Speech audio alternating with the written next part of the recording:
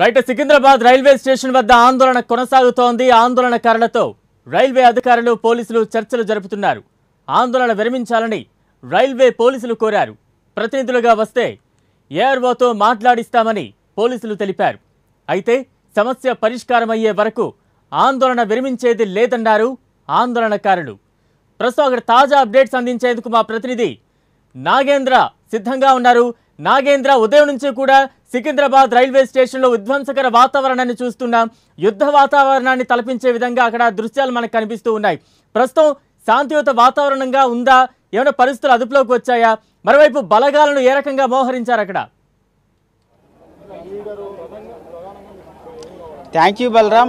ఉదయం నుంచి కూడా యువత ఏదైతే మొదటి నుంచి ఆందోళన వ్యక్తం చేస్తున్నారో వారంతా కూడా సికింద్రాబాద్ రైల్వే స్టేషన్లోనే ఉన్నారు. ఉదయం జరిగిన సంఘటన తర్వాత వెంటనే పోలీసులతో పాటు కేంద్ర బలగాలన్నీ కూడా అలర్ట్ అయి పూర్తిగా సికింద్రాబాద్ రైల్వే స్టేషన్ని తమ అదుపులోకి తీసుకున్నటువంటి పరిస్థితి ఉంది. ఇప్పటికే ఆ యువత ఆందోళన చేస్తున్నటువంటి యువతతో సిఆర్పిఎఫ్కు సంబంధించినటువంటి కేంద్ర బలగాల అధికారులతో పాటు మరొక వైపు రైల్వే శాఖకు సంబంధించినటువంటి ఎస్పీ కూడా కొద్దిసేపటి క్రితమే వారితో చర్చలు జరపడం జరిగింది. దాదాపు ఆందోళన చేస్తున్నటువంటి వారి నుంచి 10 మందిని రావాలంటూ కూడా ఆ ఎస్పీ పిలవడం జరిగింది. ముఖ్యంగా ఆందోళన చేస్తున్నటువంటి యువతంతా కూడా 10 మంది కాదు, మేము మొత్తం అందరితో చర్చలు జరిపిన తర్వాత మేము మా ఆందోళన విరమిస్తామంటూ కూడా వారంతా కూడా స్పష్టం చేయడం జరిగింది. ప్రస్తుతం చూడొచ్చు ఉదయం ఏ విధంగా అయితే రైల్వే స్టేషన్లో ఆందోళన ఉంది, ఇప్పుడు కూడా అదే పరిస్థితులు నెలకొన్నాయి. ప్రస్తుతం ఉదయం నుంచి కూడా కొన్ని బోగోలు ఇంకా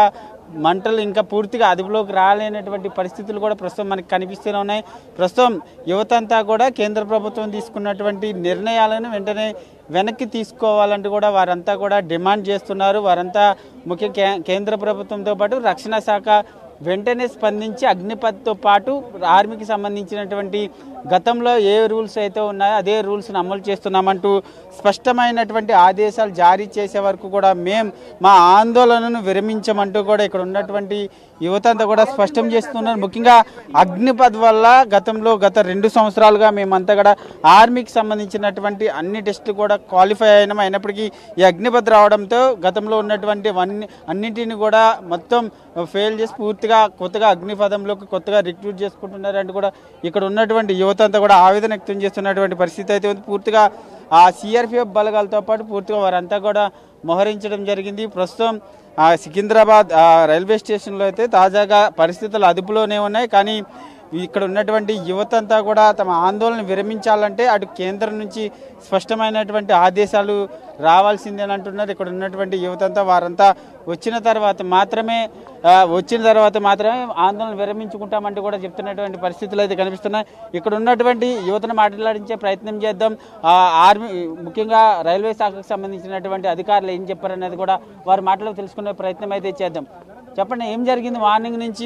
ఇది మొత్తానికి చూసుకుంటే ఇక్కడ ఉన్నటువంటి యువత మాత్రం పూర్తిగా రైలు పట్టాలపైన వారంతా కూడా నిరసన వ్యక్తం చేస్తున్నటువంటి దృశ్యాలు అయితే మనకి స్పష్టంగా కనిపిస్తున్నాయి.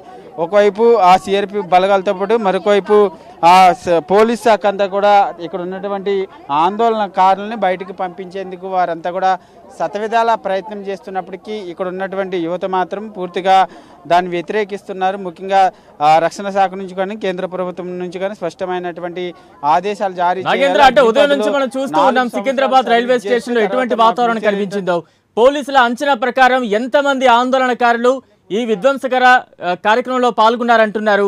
మరోవైపు చాలా మంది మీద దాడులు జరిగాయి. వారికి ఎటువంటి వైద్యం అందుతోంది? ఎంతమంది గాయాల పాలయ్యారు? దీనికి సంబంధించి ఏమైనా సమాచారం ఉందా?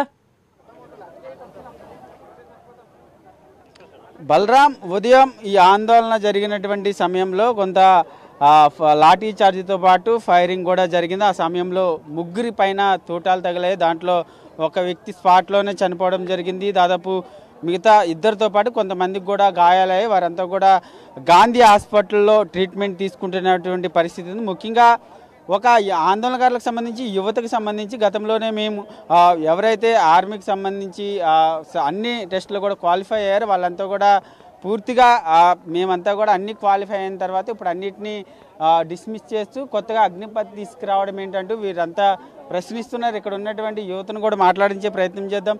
ఏంది అసలు ఇప్పుడు మీరు రైల్వే అధికారులతో మాట్లాడారు కదా, వాళ్ళు ఏమంటున్నారు అసలు? అంటే ఇప్పుడు ఈ స్కీమ్ అనేది ఈ ఆర్మీకి చాలా కష్టాలు ఉంటాయి. ఎందుకంటే ఇప్పుడు నరేంద్ర మోడీ ప్రభుత్వం ఒక రైతులను చూసుకున్నాడు. ఒక మూడు చట్టాలు తీసుకొచ్చి రైతుల చనిపోయినాక అప్పుడు కేంద్ర ప్రభుత్వం దిగొచ్చి తక్షణమే సారీ చెప్పింది. ఇప్పుడు కూడా అదే పరిస్థితి ఉంటుంది. ఇలా ఆర్మీ వాళ్ళు చాలామంది ఇప్పుడు ఇక్కడ ఉన్నారు, 3 చనిపోయారు. వీళ్ళు చనిపోయినాక ఇప్పుడు తక్షణమే దిగొచ్చి సారీ చెప్పాలి. అప్పుడు ఎట్లయితే రైతులకు ఎట్లా చెప్పిండో ఇప్పుడు అదే చెప్పాలి. చెప్పి వెంటనే ఈ స్కీమ్ని తీసేయాలి. లేదంటే ఇప్పుడు మొన్న జరిగిన ఆర్మీ ఎగ్జామ్స్ జరిగేసి 2 సంవత్సరాలు అవుతుంది. 2 సంవత్సరాల నుంచి ఇప్పటి వరకు కూడా ఎగ్జామ్స్ లేకుండా ఇప్పుడు ఇక్కడికి వచ్చినటువంటి ఆర్మీ కోసం ప్రిపేర్ అవుతున్నారు. దేశం కోసం ప్రాణాలు అర్పించే వాళ్ళకు కూడా స్వాతంత్రం లేకుండా పోయింది. విద్యార్థులకు లేదు, రైతులకు లేదు. ఈ ప్రభుత్వాలు ఏం చేస్తున్నాయి? తక్షణమే దిగొచ్చి కేంద్ర ప్రభుత్వం ఈ స్కీమ్ని తొలగించాలని చెప్పేసి కోరుతున్నాం.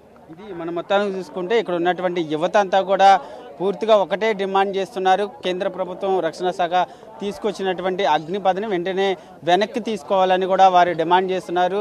ముఖ్యంగా దానిపైన ఒక స్పష్టమైనటువంటి ఆదేశాలు జారీ చేసే వరకు కూడా మా ఆందోళన విరమించమంటూ కూడా వారు హెచ్చరిస్తున్నటువంటి పరిస్థితి ఉంది. మరొకవైపు ఇప్పటికే రైల్వే శాఖకు సంబంధించినటువంటి ఎస్పీతో పాటు కొంతమంది అధికారులు వీళ్ళతో చర్చలు జరిపినప్పటికీ మేము మాత్రం మా స్పష్టమైనటువంటి ఆదేశాలు జారీ చేసే వరకు ఆందోళన విరమించమంటూ కూడా వీళ్ళంతా కూడా భీష్మించి కూర్చున్నటువంటి పరిస్థితులు అయితే కనిపిస్తున్నాయి. బలరాం.